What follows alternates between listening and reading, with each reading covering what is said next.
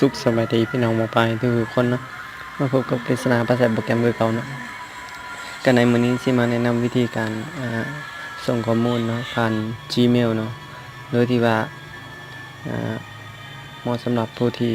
ยังบ่รู้เนาะวิธีการส่งข้อมูลหรือว่าเอกสารเนาะเอกสารงานหรือว่า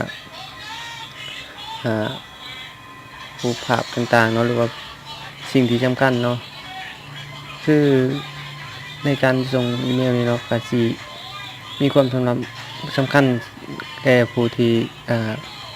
เฮ็ดบทรายงานเนาะหรือว่าเฮ็ดบท วารสารต่างๆเนาะคือนักศึกษาเนาะจะส่งอีเมลเนาะส่งบทส่งทางอีเมลเขาจะส่วนหลายอาจารย์เพิ่นจะให้ส่งทางอีเมลเนาะหรือว่าผู้ที่เฮ็ดเวียกเกี่ยวกับโรงงานต่างๆเนาะคือเขาจะส่งบทรายงานให้ผู้ใหญ่เพิ่นเนาะส่วนหลายเพิ่นสิให้ส่งทางอีเมลเนาะแต่หลายคนอาจจะสิยังบ่ฮู้เนาะว่าวิธีการส่งอีเมลแบบใดเนาะเดี๋ยวสิมาบอกวิธีการส่งเนาะซึ่งเป็นวิธีในการวิธีการในใดนั้นไปเบิ่งกันเลยเนาะ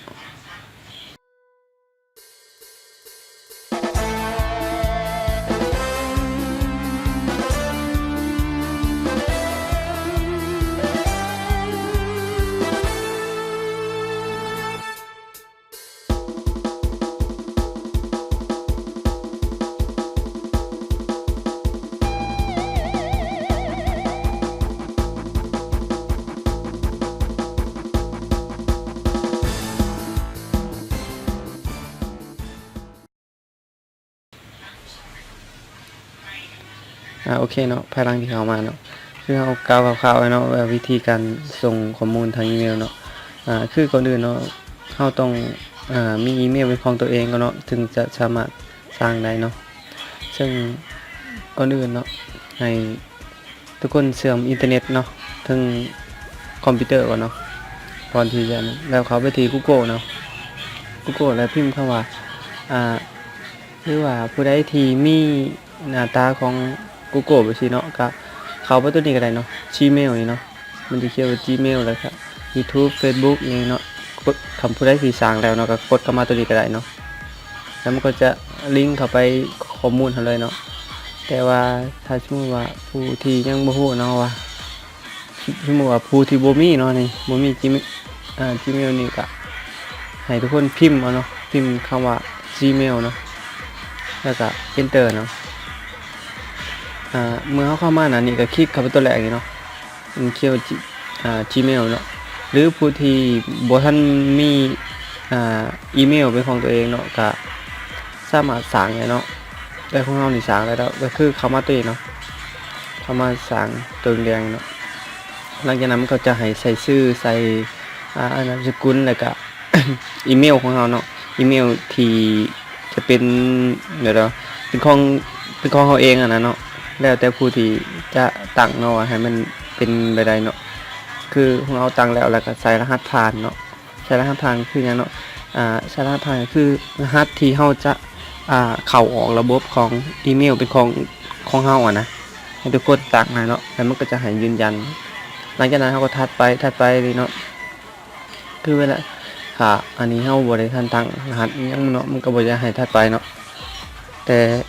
ผู้ที่ตั้งแล้วก็แล้วมันก็จะให้เฮากรอกเบอร์โทรเขาใส่เนาะเขาเบอร์โทรเขาใส่แล้วมันก็จะส่ง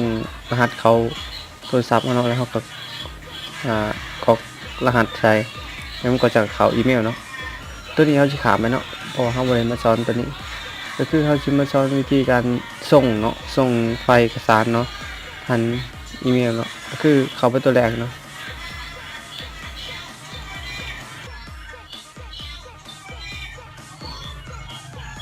โอเคเนาะภายหลังที่เข้ามาเนาะ สำหรับผู้ที่ตั้งใหม่อาจสิบ่มีจังซี่เนาะบ่มีเป็นอะไรเด้อเป็นรายการจังซี่เนาะก็คือมันสิเป็นหน้าว่างๆเนาะก็คือเวลาที่เราเข้ามาหน้านี้แล้วเราจะส่งไปได้เนาะก็คือให้ทุกคนมีอีเมลเป็นของ ของคนอื่นเนาะแบบว่าเขาได้อีเมลเข้ามานะก่อนที่ส่งหาเขาได้เนาะก็ต้องได้อีเมลเข้ามาครับก็คือตัวอย่างเนาะสมมุติว่าเขาสิพิมพ์เนาะหรือว่าสิกรอกชื่อของอีเมลของเขานะก็คือให้เขามาตัวนี้เนาะ